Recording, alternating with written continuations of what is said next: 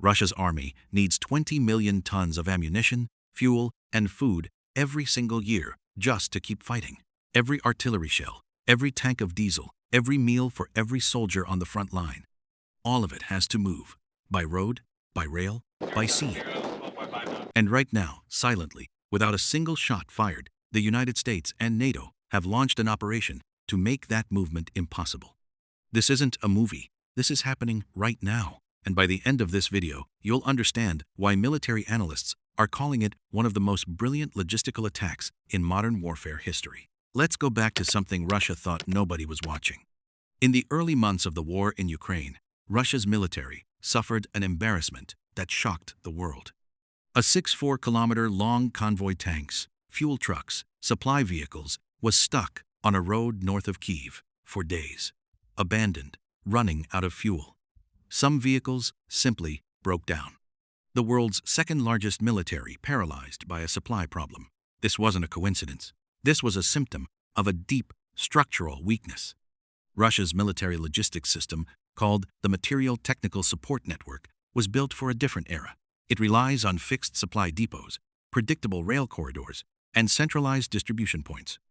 It was designed for a Cold War that never became hot, and NATO spent 40 years studying exactly how it works. Here is where it gets dangerous. Starting in 2023, something changed in the intelligence picture. US and NATO partners began feeding Ukraine something far more powerful than just weapons: targeting data. Specifically, the coordinates of Russian field ammunition depots, the FADs. These are the forward storage points where Russia pre-positions shells, missiles, and fuel within striking distance of the front. Without these depots, Russian artillery, which fires an estimated 10,000 shells per day, goes silent. And one by one, these depots began disappearing. ATACMS missiles, Storm Shadows, Ukrainian-made drones reaching hundreds of kilometers deep into Russian-held territory. In the last 18 months, Ukraine has struck over 60 confirmed Russian ammunition depots. But here's what most people don't realize. That was only Phase 1. Phase 2 was invisible. And in some ways, it's even more devastating. In December 2022, the G7, led by the United States, imposed the Russian oil price cap at $60 per barrel. The idea was simple but brutal. Russia can sell its oil, but only below a price ceiling. Any Western shipping company, insurer, or bank that handles Russian oil above that price faces sanctions. And here's the critical part.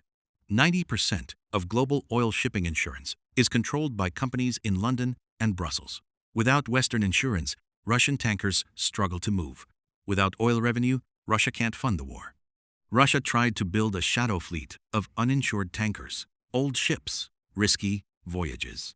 And NATO started targeting that too, not with missiles, but with sanctions lists, port bans, and intelligence sharing with countries like India and Turkey to name and shame vessels carrying sanctioned cargo. The result? Russia's oil revenue dropped by over $34 billion in 2023 alone. A war machine burns money as fast as it burns fuel. And now the most alarming development. In early 2024, intercepted communications and battlefield reporting revealed something the Kremlin did not want the world to know. Russian artillery units on certain sectors of the front were being ordered to limit fire to 5 shells per day. 5 shells. Units that once fired hundreds per hour were being rationed like it was the end of World War I.